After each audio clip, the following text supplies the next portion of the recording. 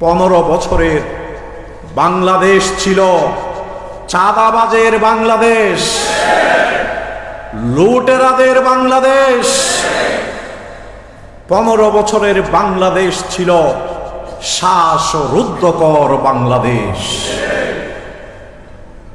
এই বাংলাদেশের সকল কিছুকে ক্ষতবিক্ষত করে ফেলা হয়েছে, এমনকি বাংলাদেশের মানচিত্রকেও ক্ষতবিক্ষত করে ফেলা হয়েছে।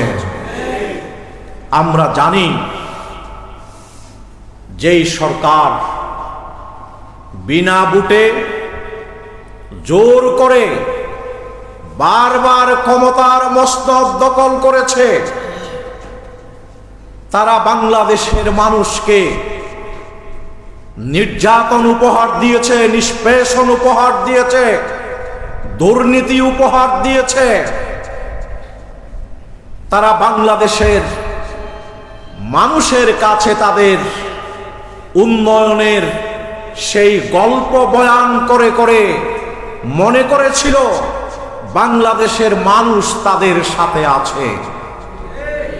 কিন্তু সেদিন যখন বৈষম্য বিরোধী ছাত্র আন্দোলনের নেতৃত্বে সারা দেশের শ্রমিক জনতা যখন ঐক্যবদ্ধ হয়ে পঙ্গপালের মতো রাস্তায় নেমে আসলো, সেই ডাইনি বুড়ি গণভবনে ছিল। তখনও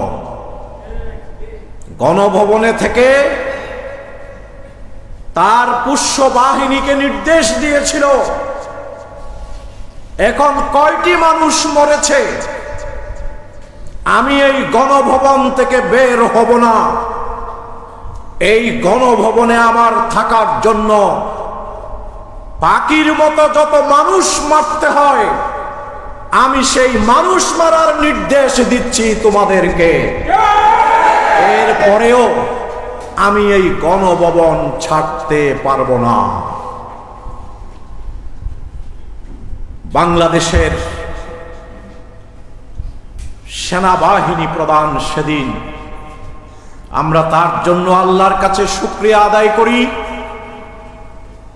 তার এই নির্দেশ পালন করেনি।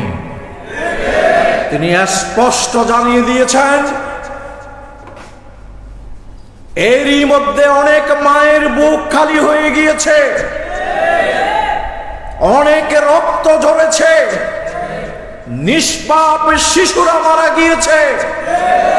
আমার পক্ষে এই লক্ষ লক্ষ ছাত্র জনতাকে আর গুলি চালানো সম্ভব না। আল্লাহ তাআলা তাকে জাযায়ে খায়র দান করুন। সেদিন যদি রব্বুল আলামিন তার বিবেককে জাগ্রত করে না দিত, রাজধানী ঢাকা লাশের ঢাকায় পরিণত হয়ে যেত।